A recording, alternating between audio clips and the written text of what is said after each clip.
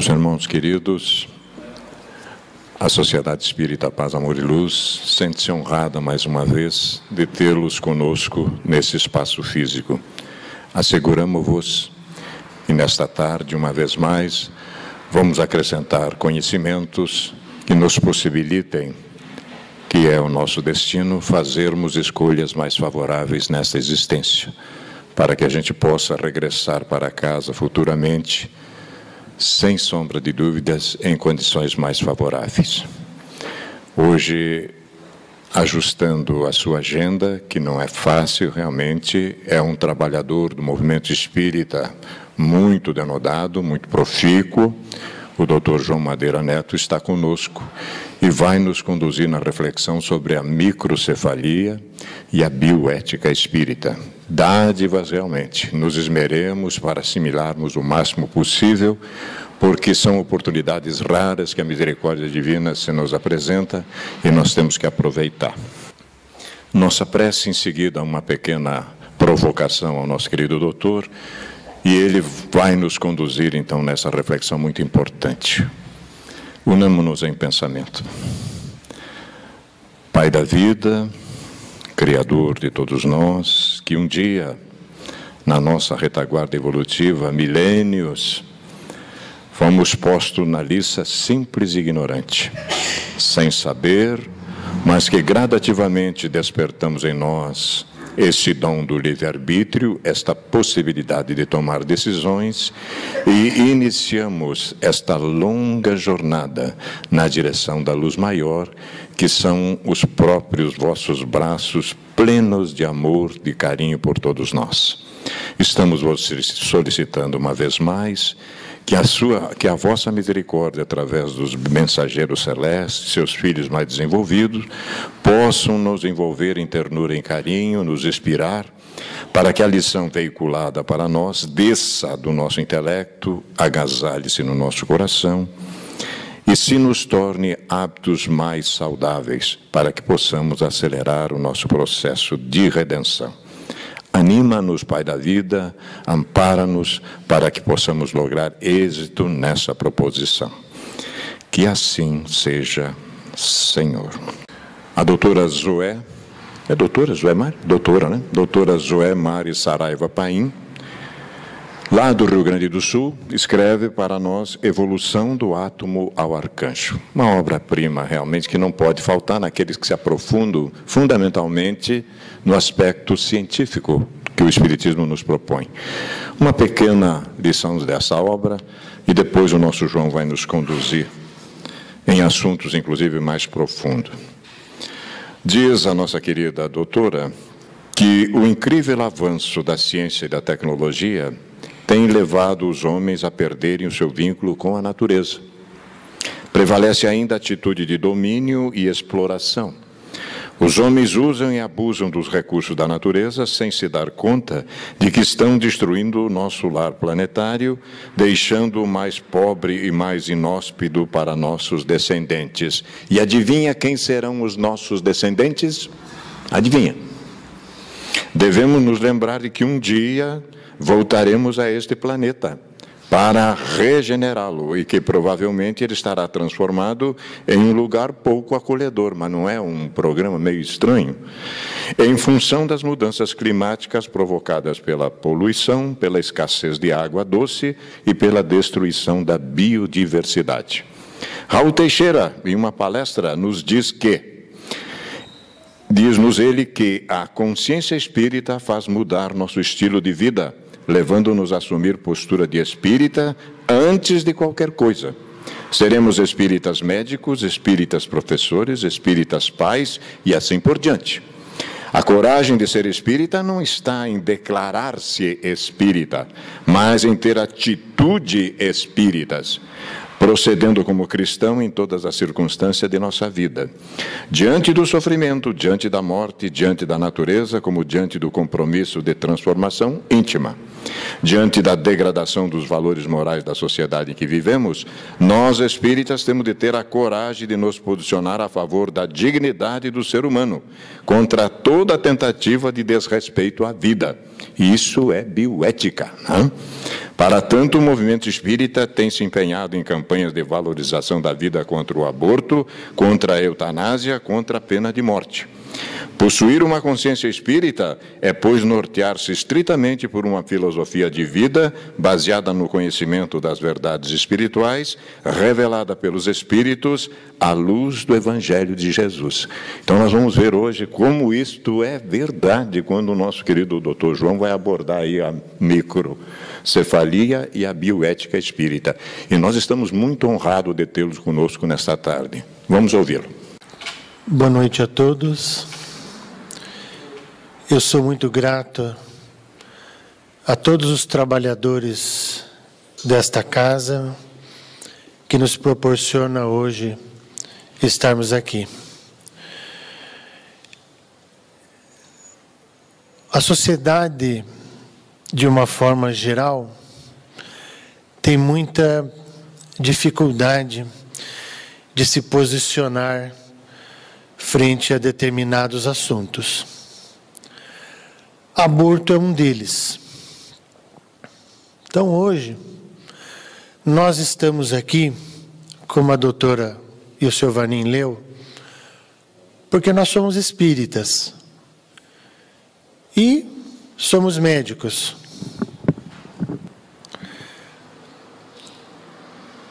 E a doutrina espírita, aliada com a ciência, vem nos trazer argumentos mais do que os suficientes para defendermos o microcéfalo. Como o anencéfalo, também querem assassiná-lo. E essa proposta, ela já está sendo elaborada e dentro em breve, os ministros do Supremo Tribunal de Justiça da nossa nação vai ter que decidir se também vamos assassinar os microcéfalos, porque nós já autorizamos o assassinato do anencéfalo. E os nossos argumentos, eles não são só religiosos. Aliás, eles são mais científicos do que religiosos. Então, ter essa postura espírita e um detalhe de ser médico, eu venho aqui hoje falar para vocês, por exemplo, que aborto não é um assunto polêmico. Não é mais. Aborto é crime. Ponto. Essa primeira parte da minha fala, nós vamos falar rapidinho. Eu estou trazendo dados para vocês que acabaram de sair do forno, já que tem pão de mel aí. Não sei se pão de mel vai para o forno, vai? Vai? Então, é o pãozinho de mel que está saindo. Essas informações, elas são quentinhas. O Brasil chega a 5.280 casos suspeitos de microcefalia. Tá? Agora à tarde, vendo esses 5.000 já está defasado. Já são quase 8. Até 2015, até dezembro deste ano, serão 15.000 casos de microcefalia. Então, o novo boletim divulgado nessa terça-feira, agora dia 22, aponta que 907 casos já tiveram confirmação de microcefalia ou outras alterações do sistema nervoso central, sugestivos de infecção congênita, e 1.471 já foram descartados. O que nos chama a atenção, e isso trouxe o olhar mundial, a comunidade europeia, a Organização Mundial da Saúde, esse olhar para o Brasil, é que a propagação do vírus Aedes aegypti com o Zika está se dando de forma muito alarmante e muito acelerado, que nunca se viu né, na história da infectologia. Por exemplo, num ano nós tivemos 150 casos. E em 20 dias em Pernambuco tiveram quase o total de um ano. E isso está mexendo com o cérebro dos cientistas, principalmente do pessoal da infectologia. É muito assustador isso. Nós estamos diante de algo que nós podemos perder o controle e trazer consequências muito graves. Então, uma criança com microcefalia, atendida no Hospital de Recife. A coluninha que está para a esquerda, né, o 56, o 20, o 31 e o 24, são dados de janeiro. Em Pernambuco, em janeiro, tinha 56 casos. Hoje tem 268. No Paraná não tem nenhum. No Sul, só o Rio Grande do Sul que tem um caso. Por exemplo, olha na Bahia, até o dia 19 desse mês. Em janeiro, tinha 23 casos. Hoje, tem 170. Então, ninguém sabe dizer como que essa virulência está dessa forma, se propagando tanto e infectando as gestantes. Eu tenho uma prima, fazia 20 anos que não havia, ela mora na Itália, está grávida, e a irmã mora no Japão, e eles iam se encontrar aqui em Cascavel, elas iam vir para cá, nós íamos se reunir. A médica dela a proibiu de sair da Europa, porque ela está gestante, né? E devido, com razão, né? A médica prudente, esses números nos assustam muito, e eles podem se tornar um alarme muito grande. A Margaret Chan, secretária-geral da OMS, declara que a microcefalia é uma emergência internacional. A disseminação do Zika vírus e sua provável ligação com casos de microcefalia tornaram-se uma emergência de saúde pública internacional. Há preocupação com a propagação explosiva do vírus, pois a OMS estimou que o número de casos nas Américas pode chegar a 4 milhões este ano. Nós temos que nos preocupar. Nós temos que determinar, pelo menos um dia da semana, fazer uma força-tarefa nos nossos lares. Subir no telhado, ver as calhas. Porque essa iniciativa do inseticida, existe um lado comercial aí. O dinheiro que o governo está disponibilizando para essas epidemias, sendo que a eficácia melhor é limpar, é não ter sujeira. E o mosquito, a fêmea do mosquito, que bota 1.500 ovinhos, ela consegue botar ovo numa pocinha de água do tamanho de uma tampinha de um refrigerante. E ela gosta de água limpa. Mas tem vários achados dos óvulos em água suja também. Como ela deposita 1.500 ovos, ela não deposita todos na primeira pocinha de água que ela vai achar, né? Ela sai depositando onde ela achar. Então, essa força-tarefa de diminuir a propagação disso depende mais de nós como indivíduos, como sociedade, do que do governo. A União Europeia está muito assustada e já disponibilizou 10 milhões de euros para as pesquisas. Você acha que eles estão com medo ou não? Né? Ninguém mexer no bolso é porque a coisa está feia, né? Então, realmente, há uma preocupação internacional com isso. Então, vou falar um pouquinho do Zika. Ele é um arbovírus da família Flaviviridae. Ele tem duas linhagens, a africana e a asiática. Ele chama Zika porque ele nasceu na floresta chamada Zika, em Uganda, na África. Em 47 ele só tinha nos rezos, né, o macaco lá da floresta. Em 52 já apareceu em alguns humanos em Uganda e na Tanzânia. Em 54, em humanos na Nigéria, né? Eu nem era nascido e o Zika já estava por aí. Em 2007, na Federação dos Estados da Micronésia, foi se propagando, chegou na América, né? Através do Brasil, aí no Chile, na Nova Caledônia e na Ilha de Páscoa. Em 2015, esse grande propagação, Colômbia, México, Guatemala, El Salvador, Paraguai, Venezuela e no Suriname.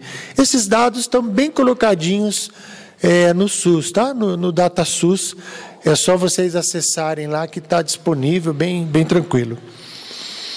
O Brasil registra uma média de 5 internações por dia, né? Mas é como Guillain-Barré, que é uma outra doença neurológica que vai comprometendo todo o sistema neurológico, a pessoa vai ficando paralítica aos poucos, né? Para vocês terem uma ideia mais geral disso. Então, até novembro de 2015, a incidência tinha mais que dobrado no Nordeste. A situação no Nordeste é bem preocupante, Pernambuco e Bahia, principalmente. E isso ainda está meio sem controle. Então, quem que é o Aedes aegypti? O que ele... Ele é apenas um vetor. Ele pica alguém contaminado e ele transmite os 3 vírus, né? A dengue, que é conhecida de todos, o chikungunya e agora o Zika, e a grande preocupação por causa desta relação com a microcefalia.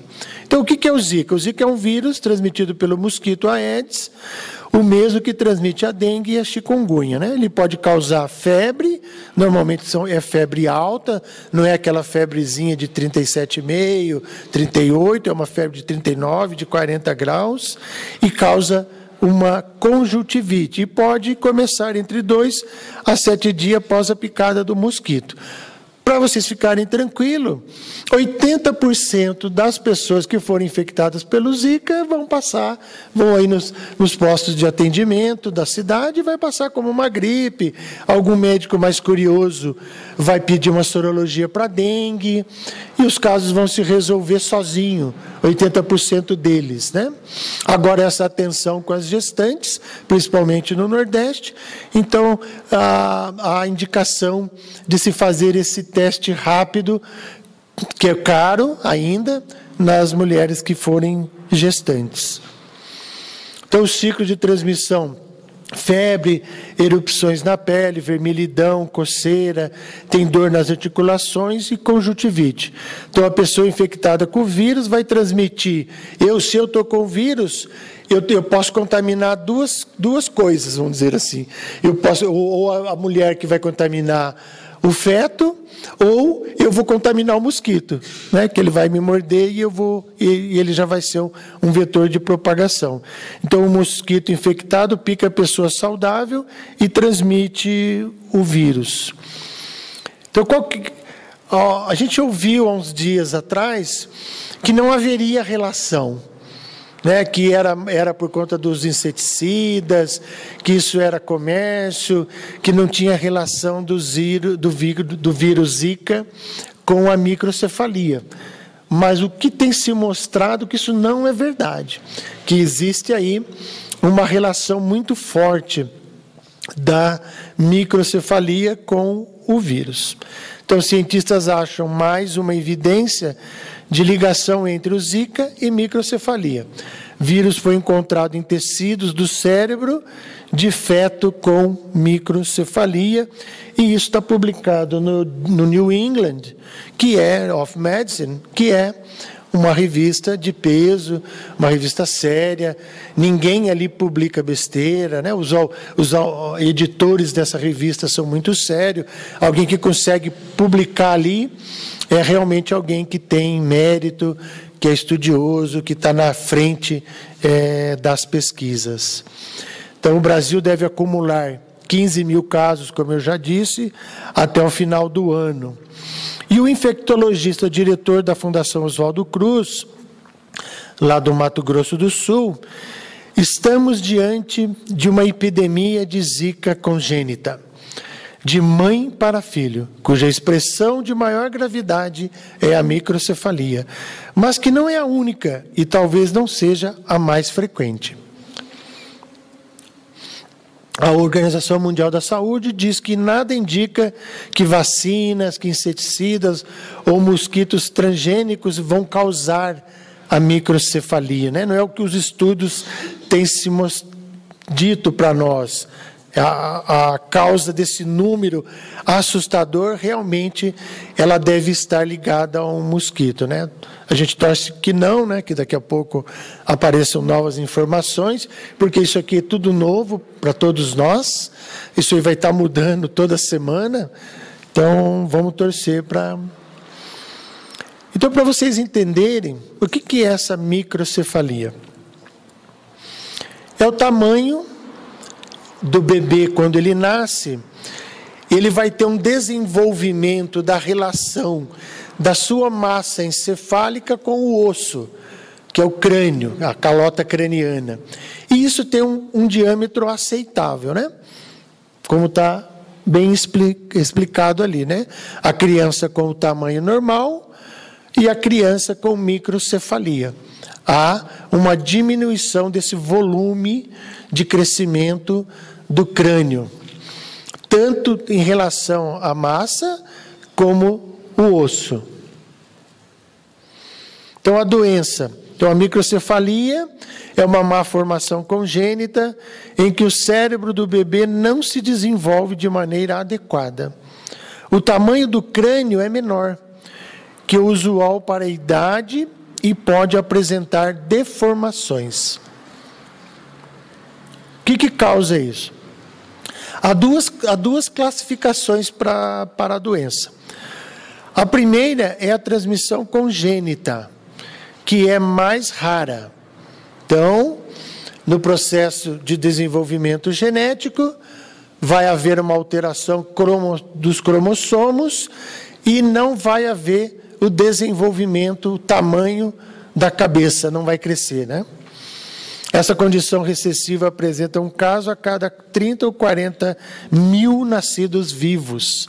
Então, precisa nascer 40 mil crianças vivas para que uma delas apresente esse defeito que é congênito. O outro grupo, os secundários, são de duas causas, como síndromes da mãe. A mãe vem com alteração e transmite para a criança. Desnutrição na gestação, que é muito comum num país como o nosso, ainda. Toxoplasmose, rubéola, infecção por citomegalovírus e uso de drogas e álcool.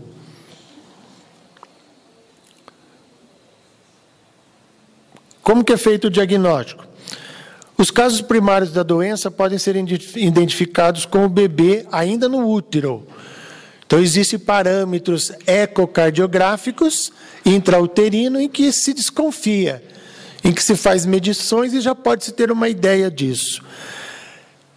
A condição acarreta em diferentes graus de comprometimento do desenvolvimento da criança. Tratamento. Que eu quero chegar na parte melhor, né? Que é a parte espírita.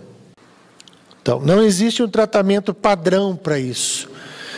Há casos em que não houve comprometimento tão severo do cérebro e uma cirurgia para a correção do crânio é suficiente. Então, há várias técnicas de se ampliar as suturas, né? Os ossos, eles não nascem, não é um globo, né? Eles são partezinhas que existem suturas e eles vão colando conforme o nascimento, né? Como vocês vão, a criancinha está com a moleira aberta, né? Porque o cérebro vai crescendo, os ossos vão se suturando, vamos dizer assim, vão se colando um no outro. Existem várias técnicas que você consegue ampliar isso e proporciona um crescimento, resolve o problema. Por outro lado, os casos mais graves podem ter outras doenças associadas, como as cardiopatias. É o nosso dia a dia, a gente se depara muito com esta síndrome, né? São crianças que têm microcefalia, síndrome de Down, e acompanha malformações também no coração. E problemas respiratórios, além de um comprometimento das funções cognitivas, isso é o mais grave, né? A criança vai ter retardo, não vai se desenvolver, e a expectativa de vida também é variável pelos mesmos fatores. Então, agora, fiquem na cabeça assim, o que isso significa, né? É uma doença que tem uma variabilidade grande. Algumas crianças vão se desenvolver, vão desafiar a ciência e vão se desenvolver, vão até chegar na universidade e vão ter o diagnóstico na infância de microcefalia. Isso é muito importante. Os juristas e os ministros do Supremo Tribunal, eles não dão atenção a esses fatores, porque a doença em você é uma, em mim é outra. E Divaldo Pereira Franco afirma categoricamente que não existe doença. O que existe são doentes. E é isso que a medicina vem, hoje a passos largos. A espiritualidade hoje faz parte do currículo médico, nós podemos falar de Deus no consultório, podemos orientar os pacientes que procurem um tratamento mais integrativo, porque 80% dos pacientes que vão no consultório, não sei se acontece isso com vocês, e o médico se ilude. Porque 80% dos pacientes que tem um médico que frequenta ele 20 anos, faz algum tipo de tratamento e não fala para ele. Né? Talvez aqui vocês não façam isso. Mas a grande maioria dos pacientes estão lá no cardiologista, mas vai tomar florais de Bach, toma o passe aqui na casa espírita, faz acupuntura, faz homeopatia. E isso o médico vai ter que aprender. Ele tem que conhecer essas terapêuticas e propor isso para os seus pacientes. Essa medicina de achar que o seu médico é o mais importante e que ele vai determinar algo para você, isso acabou. Os médicos vão ter que agora diminuir a ponta do nariz. Vão ter que discutir com os seus pacientes. O que é melhor para você? Talvez o que é melhor para o Vanino é o melhor para a Íria. E os dois têm o mesmo diagnóstico. Mas eu, como médico, proponho para eles, porque eu vou conhecê-los de uma forma integral, e não porque tem um defeito. O defeito não pode ser o que vai decidir a vida de alguém. A vida é muito mais que isso, e nós espíritas sabemos disso. Então, no Brasil, o ministro da Saúde, ele deu uma mexidinha nos dados para economizar e para fazer menos diagnóstico. Então, menos que 33 centímetros da calota craniana é microcefalia. No Brasil é menos que 32. Tá? Então, agora, nós vamos propor para vocês aqui uma bioética espírita. Nós vamos defender a vida aqui, quer seja ela com defeito que vocês possam enumerar da forma que quiserem, o microcéfalo, a violência sexual, o anencéfalo, porque ninguém aqui propõe para o Supremo Tribunal matar o síndrome de Down. É a mesma coisa. Ele tem defeito, ele vai nascer. Eu conheço vários. Eles não vão ter condições de pegar uma calculadora, ir no supermercado, fazer uma conta simples, comprar algo de R$5, devolver um troco de 5, eles não vão saber isso. Mas eles são dignos. E ninguém propõe a morte deles. Por que nós propomos? Por que nós aceitamos o assassinato do anencéfalo? Porque o anencéfalo é digno. O anencéfalo precisa nascer. Eu tenho 2 filhas. E se elas sofrerem violência sexual, eu vou fazer de tudo para que elas levem a gestação até o fim. Eu estou falando do fundo do meu coração para vocês. Tudo. Psicólogo, psiquiatra, passe, água frutificada, evangelho no lar, o que tiver ao meu alcance, mas essas meninas vão ter que levar essa gestação ao fim, porque é muito melhor dar à luz. Ninguém tem o direito, a partir do momento que o espermatozoide de um homem fecundar o óvulo de uma mulher, está se formando aí uma célula chamada zigoto. E o zigoto é digno. Ali no zigoto está impresso tudo que você é hoje. Tudo que somos agora já está impresso ali. E do zigoto até o velho, ninguém tem o direito de decidir. Porque os velhinhos na Holanda, quando começam a esquecer muito, eles vão para a Alemanha. Eles pedem asilo em outros países onde não haja eutanásia. Porque na Holanda, se o seu avô ficar dependente e ele não tiver mais uma vida de relação, ele é descartado. Porque ele não é mais eficiente. Alguém que está em coma num hospital, também. E isso, não, no Evangelho segundo o Espiritismo, no capítulo 5, no item 28, ali está o maior tratado de bioética do final da vida. Se algum de vocês tiver dúvida o que vocês vão fazer com seus pais, ou com um familiar de vocês que está em coma muito grave na UTI, vocês sentam, peguem o Evangelho e leiam este capítulo. Eu duvido que vocês vão falar para o médico, ó, meu vozinho está sofrendo, o que dá para fazer? Vocês vão torcer para que ele tenha uma morte digna. E cada caso é um caso. Nós não podemos generalizar. Mas nós, médicos espíritas, temos que analisar os casos. E o objetivo é dar uma morte digna, uma morte mais próxima do natural no final da vida de quem quer que seja. E no início da vida, parece que fica mais fácil. As pessoas não se sensibilizam. A gente escuta que é um amontoado de célula, que pode descartar, que querem fazer pesquisa com embrião, com células troncos embrionárias. Isso é muito sério. O poder biotecnológico da nossa biologia está concentrado, gente, na mão de pouquíssimas pessoas que têm muito poder e que visam ter muito lucro e que são capazes de fazer o que quiserem conosco. A nossa biologia tem um poder muito grande na mão de pouquíssimas pessoas. E nós não podemos deixar esses cientistas julgarem e decidirem essas ações. Há necessidade de uma bioética geral, onde todos, o carpinteiro, o advogado, o médico, todos precisam dar uma opinião. O religioso, o espírita, o budista, o católico. Mas assim nós estaremos tomando uma ideia correta em favor da vida. Aborto é crime. Então, a grávida vítima do Zika, ela deve ter direito ao aborto? Óbvio que não.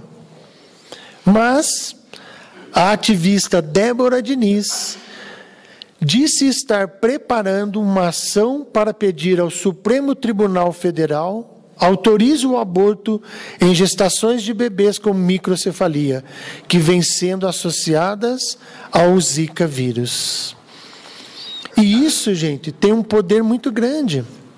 Essa senhora, que é uma feminista, que não tem esses conceitos arraigados, nem vamos dizer do conceito religioso, porque a ciência está dizendo o que Allan Kardec propõe no Livro dos Espíritos, que é no momento da concepção.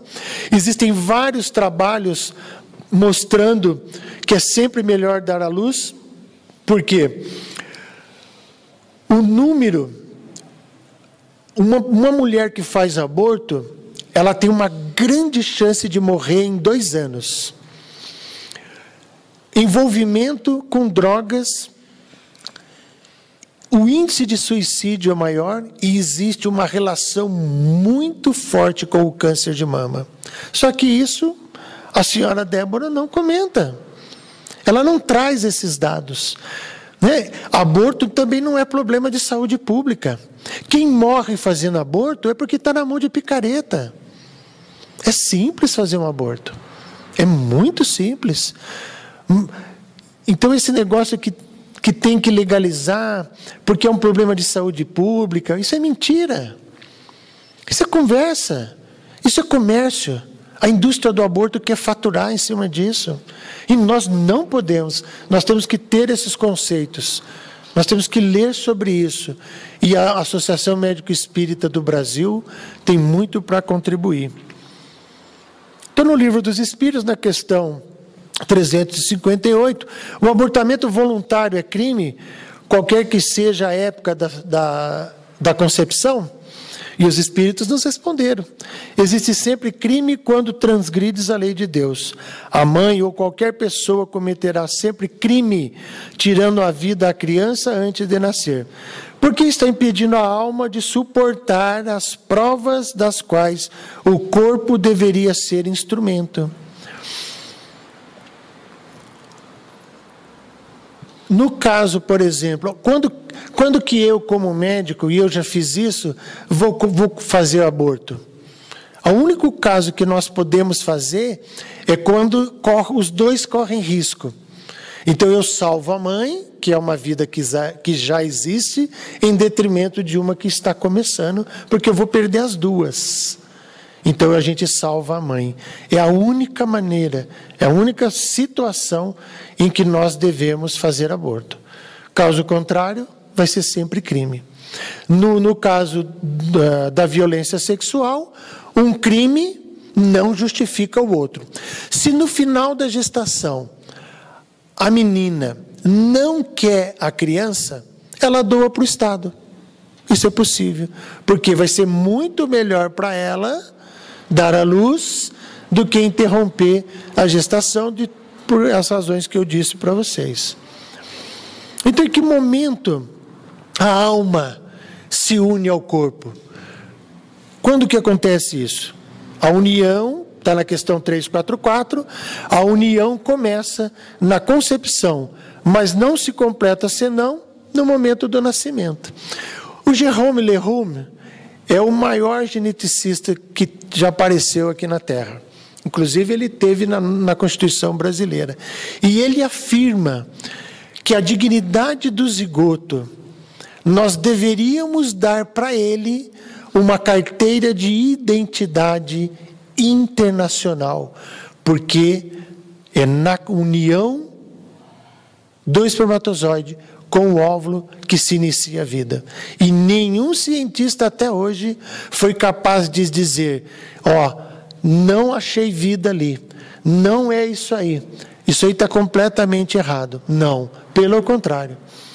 É no início da vida que está todo o significado da vida, e quem diz isso é Paul Davies no livro O Quinto Milagre.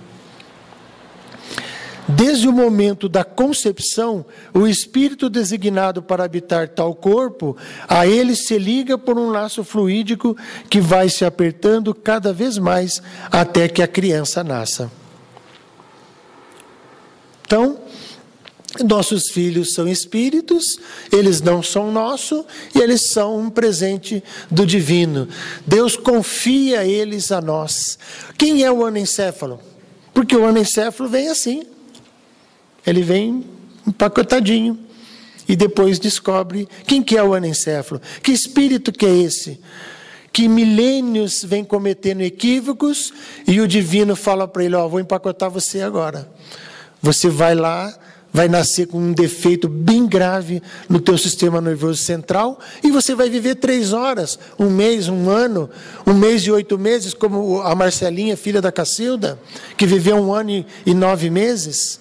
Então, quem é o anencéfalo? É esse espírito que usou mal a sua inteligência, que é capaz de surrupiar quantos bilhões no petrolão, refina cocaína. Teve um alemão que desenvolveu uma tinta que era mandado cocaína para o Pablo Escobar. Todo mundo sabe quem é o Pablo Escobar? Então, o Pablo Escobar contratou, que ele tinha muito dinheiro, ele contratou esse alemão, levou lá para Bolívia, e ele fazia uma tinta. E nessa tinta, eles conseguiam pôr a cocaína. E compravam-se milhões de barcos e pintava os barcos com a cocaína. Chegava na Europa, tinha um outro antídoto, eles tiravam a tinta do barco e separavam o pó da cocaína. Imagine, quem que é esse cara? Ele é um cérebro, ele é um anencéfalo. Porque depois, na vida futura, ele vai se deparar, o véu vai cair, nós vamos ter consciência de quem nós somos, e ele vem. E como que ele vem? É um castigo? Não, é uma bênção. E querem matar o cara. Ele vai se livrar de milhões de anos de equívoco. E a mãe que aceita tem cumplicidade com ele, que ela fornecia tinta. Ou ela é uma voluntária na grande maioria das vezes. Quem que espera o preso no último dia de pena na penitenciária? São as mães. Ser mãe é uma dádiva. É algo assim na minha cabeça. Se a próxima vez eu puder escolher, eu quero vir mulher. Que é muito bom ser mulher. Vou dar um passo na minha existência. Vocês, há pouco tempo atrás, eram moeda de troca. Andava atrás, não podia nem sentar na mesa. E aceita, e fala para o divino, ó, manda ele para mim, porque ele precisa se internar na UTI. Quem vai para a UTI? Quem está morrendo. Quem precisa de muita ajuda. Quem precisa que fique um médico e uma enfermeira 24 horas zelando por ele, porque na UTI tem médico 24 horas. E essa UTI se chama útero. E alguém tem coragem de dizer que o anencéfalo não é digno e que ele precisa morrer. Porque não importa se ele é microcéfalo ou se ele é anencéfalo, ele precisa nascer. Porque ele é um espírito imortal que está quitando os seus débitos de milhares de anos. E vem alguém do Supremo Tribunal Federal me dizer que é um amontoado de célula, que vai causar um sofrimento para a mãe. Ninguém está discutindo o sofrimento dela, claro que é. Mas eles estão juntos. E essa união é para o bem. É uma bênção. É uma união de amor. Tem alguma mãe aqui que odeia seu filho? Não, se tem, fala agora.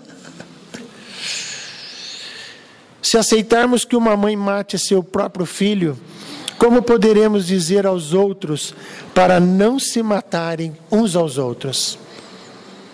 Então nós não podemos aceitar que a microcefalia seja mais um motivo para a autorização do aborto.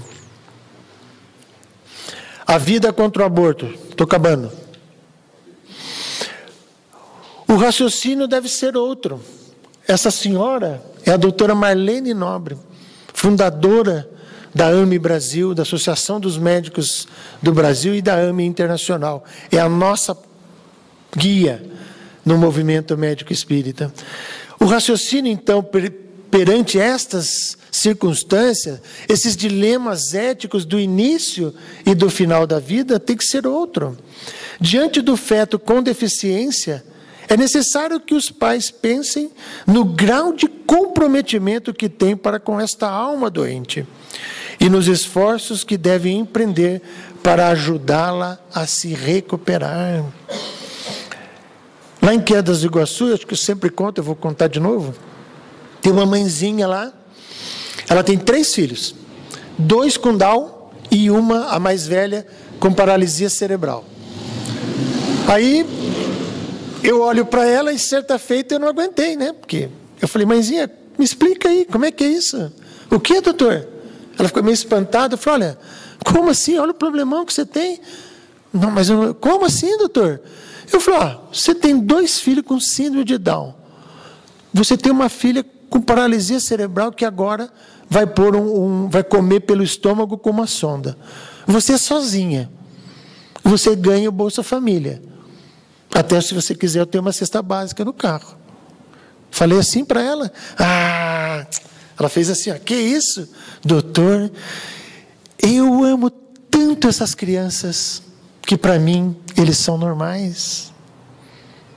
Então essa mulher tinha que ir lá no Supremo, e falar para esse pessoal, gente, o que vocês estão pensando?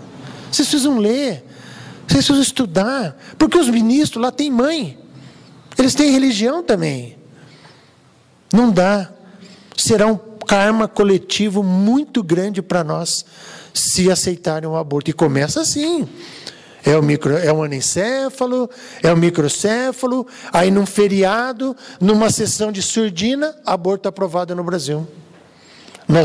É um karma coletivo de grandes proporções. Quem diz isso é Francisco Cândido Xavier. Então, na reencarnação, por que alguém escolheria um corpo deficiente para reencarnar? Olha, se o espiritismo não é esclarecedor, como é que eu posso não falar para as pessoas que eu sou espírita? Porque é muito bom. Ser espírita é muito bom. Só tem vantagem. A gente não bebe, a gente é fiel, a gente segue velhinho, a gente faz exercício, a gente até liga para pedir perdão. Pô, fulano, eu briguei, magoei você, você me perdoa? Pois é, a gente faz isso, não faz? Então ser espírita é uma grande vantagem. Só traz vantagem, só traz tudo de bom. Mas não pode ficar, como certa feita eu ouvi, ficar aí na cadeira só assistindo palestra. Tem que ralar, né? Tem que trabalhar. Então por que um espírito escolhe vir deficiente, com defeito, passar uma existência como o meu primo, que tem a minha idade, e ele teve hidrocefalia, ele tem retardo mental, né? Ele é um dependente 100%. O que esse meu primo aceitou? Ele aceitou com o divino vir 50 anos aqui deficiente. Porque ele é um incapaz. Ele é um incapaz. Se os pais deixarem ele sozinho, ele morre. Ele não sabe viver. Então vamos lá. Então, no Estude Viva, que é um livrinho maravilhoso do Chico Xavier com o André Luiz, o André Luiz vai definir, para todos aqui aprender, o que é o corpo. Acho que veio aqui.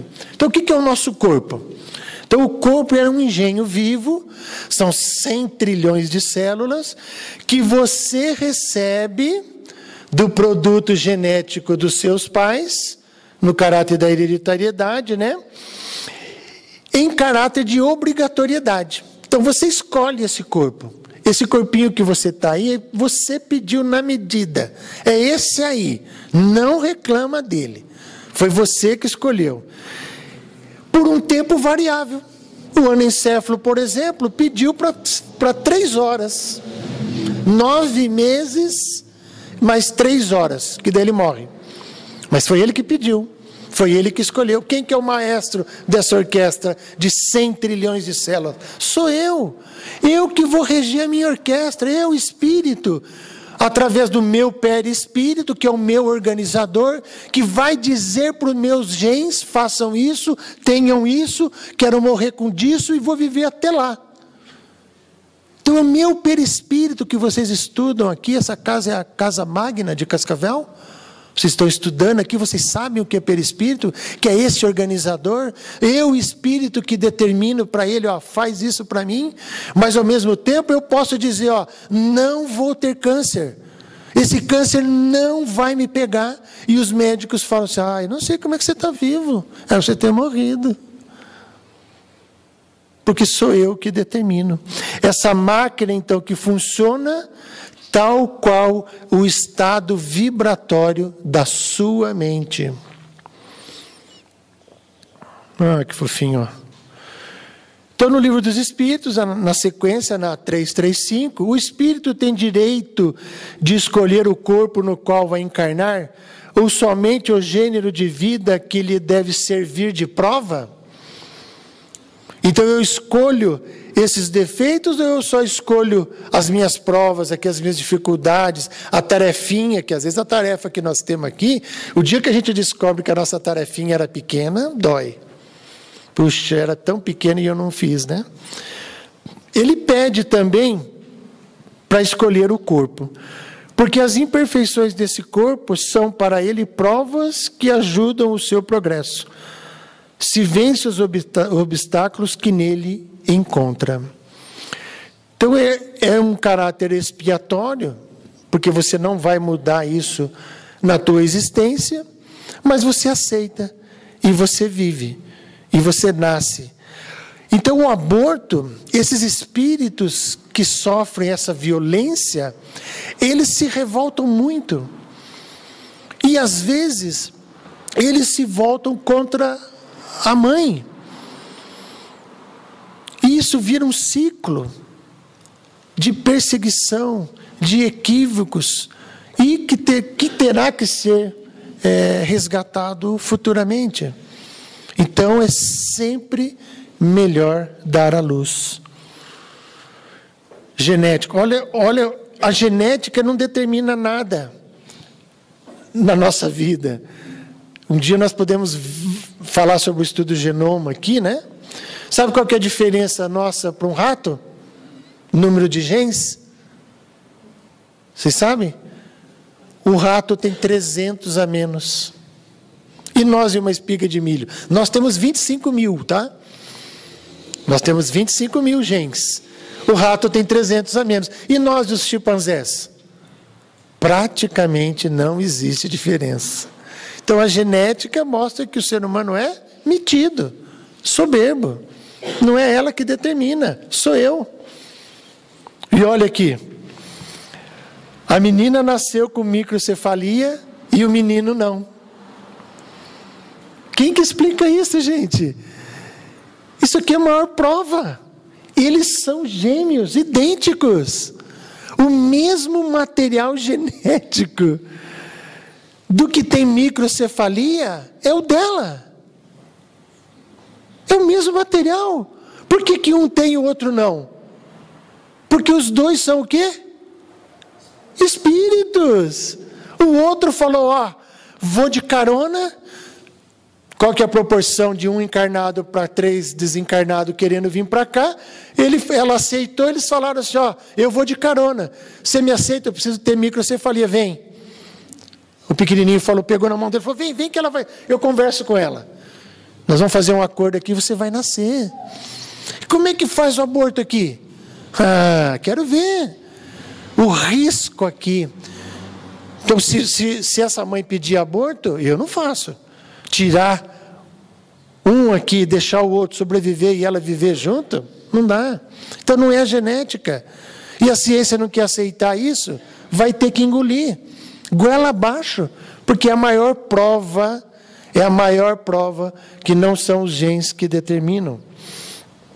Cassiana teve gêmeos e apenas um nasce com microcefalia em Pernambuco. Aqui também. Então, a genética espiritual. O DNA, atingido sob o comando do Espírito diante da lei, nós estamos numa lei de causa e efeito, a semeadura é livre, mas a colheita é obrigatória, vai se expressar na condição de saúde ou doença do indivíduo. Então, o meu gene vai... Por exemplo, na minha família, a turma morre de câncer de próstata. Pode ser que eu vá também. O meu avô, meu tio, agora meu primo de 55, eu tenho 50. Então, eu trago o gene. O gene é como se fossem gavetinhas lá do armário. Gavetinhas bem pequenininhas. Você tem lá 100 milhões de gavetinha. Essas gavetinhas vão abrir, se você quiser. Ou algumas delas você determinou que ela abrisse determinados momentos. E a partir do momento em que você manda o comando, ela vai abrir. Então eu preciso ter uma vida sexual equilibrada, eu vou no meu urologista todo mês, eu doso o PSA, nós fazemos toque, é uma piada, ele pede para eu levar flor para ele. Entendeu? Então, se eu não tenho esse conhecimento, se eu não amadureço, pode ser que eu vá morrer de câncer de próstata. Talvez seja bom para mim. Talvez é uma lição, eu vou ter que aprender, né? Eu posso ter lesado o meu aparelho genésico, vai saber o que eu aprontei. Mas sou eu que determino. E não é o gene que vem e me dá um câncer de próstata de graça. Por que para mim? Daí sim eu ia brigar com o divino. Eu ia falar, pô, você deu para mim? Um rapaz tão jovem, bonito, de 50 anos. Né? Então sou eu que determino e não é a genética. Então, nas futuras reencarnações, o espírito formará um novo corpo físico com as necessidades espirituais de acordo com a sua evolução. Então, na saúde, na doença, vem microcefalia, surdez, cegueira, câncer, dá para pôr no tanto que você quiser. Na saúde, beleza, harmonia e um equilíbrio orgânico, cada vez mais vamos adoecendo menos, espíritas que somos, né? Conhecedores, isso nos ajuda muito a ter uma saúde integral. A gente cuida do corpo, cuida da alma, cuida do espírito, sabe quais são os remédios para o espírito, porque os remédios para o corpo físico está fácil, está aí. Então, a escolha das provas, na 258, quando no estado errante e antes de reencarnar, o espírito tem a consciência e a previsão das coisas que lhe sucederão durante a vida, ele próprio escolhe o gênero de provas que quer suportar. E é nisso que consiste o seu livre-arbítrio. Então, quando algo de muito ruim está acontecendo para nós, eu penso, o que isso está ressignificando na minha vida? Ao invés de eu me revoltar, eu venho trabalhar. Eu vou melhorar. Eu vou ver o que eu posso fazer para seguir com esse meu problema e aliviar os danos. Para uma próxima, eu me livro dele. O anencéfalo que é abortado, nós causamos um problemão para ele. Ele fala, agora que eu me acertei com o divino. Ela me aceitou de novo. Nós dois, e vem alguém e interrompe isso. Gente, isso é muito sério. Morrer é fácil.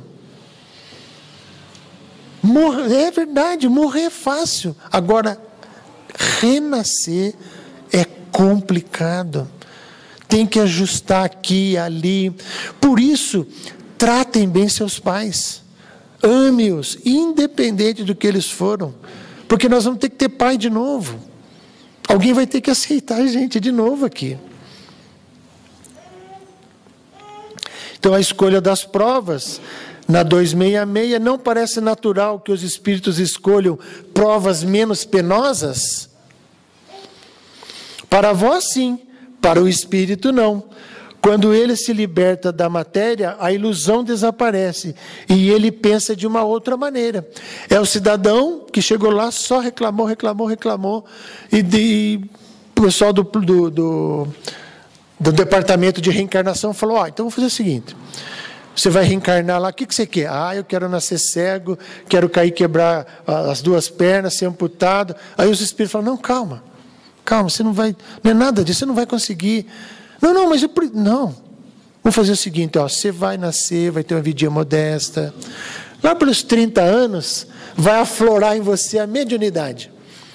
E você vai lá numa casa espírita, vai ser colaborador, paga a mensalidade, trabalha, e você vai trabalhar como médium.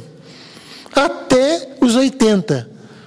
Então você vai trabalhar 50 anos como médium, só reunião mediúnica, você vai consolar os espíritos, você vai até fazer um pouquinho de psicografia, nós vamos liberar para você. Beleza. Ele fala, só isso? Não. Se você fizer bem feito isso aí, você está livre. A próxima você vai nascer lá em Júpiter. Ele aceitou e veio. 33 anos, foi no Dr. Madeira, lá estava meio psicótico, os caras queriam dar remédio para ele, encaminhou eu para a casa espírita, era mediunidade. Aí estudou, começou a trabalhar na reunião mediúnica. Aí, 2 anos de reunião mediúnica, ele falou, sabe de uma coisa? Quem trabalha de graça é relógio. E se mandou.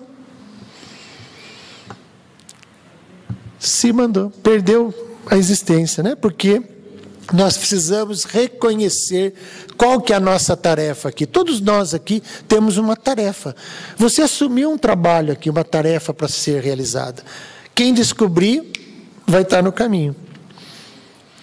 Então, no Código Penal da Vida Futura, há necessidade do arrependimento, conquanto seja o próprio passo para a regeneração, não basta por si só, são precisas a expiação e a reparação. Então, só se arrepender não dá. Então, o arrependimento, conquanto seja o primeiro passo para a regeneração, não basta por si só. São precisas expiações e reparação. O arrependimento, a expiação e a reparação constituem, portanto, as 3 condições necessárias para apagar os traços de uma falta e de suas consequências. Então eu me arrependi lá, me mostraram, eu aceito, eu venho e quito a minha tarefa com o divino. Então a microcefalia, ela é, talvez, pelo fato, isso agora é uma opinião minha, não sei se está gravando, então é uma opinião minha, vou deixar bem claro, o fato de nós termos aprovado o aborto do anencéfalo, que agride muito, eu já vi, é muito difícil. A casa espírita que tem um atendimento fraterno precisa acolher essas mães, acolher de forma com muito amor. Como o aborto do anencéfalo está autorizado, talvez a espiritualidade, vou falar uma opinião minha, mudaram, falaram, pessoal, está difícil ser microencefalia, vamos aliviar para vocês, vamos fazer micro, vocês topam? Topamos. E esses espíritos estão vindo, ao invés de vir com anencefalias, estão vindo com microcefalia.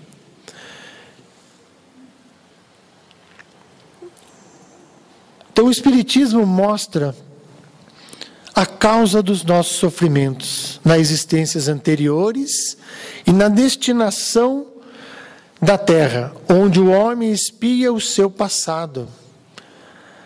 Mostra o objetivo dos sofrimentos, apontando-os como crises salutares que produzem a cura e como meio de depuração que garante a felicidade nas existências futuras. Então, passar bem por esta prova, por este grande desafio, se é com defeito ou não, nos garantirá dias melhores. Então, a Ana Carolina, para a gente encerrar, essa jovem que deu o seu depoimento, né? É uma jornalista e ela tem microcefalia. E ela diz: sou plena, feliz e existo, porque minha mãe não optou pelo aborto. Muita paz e muito obrigado.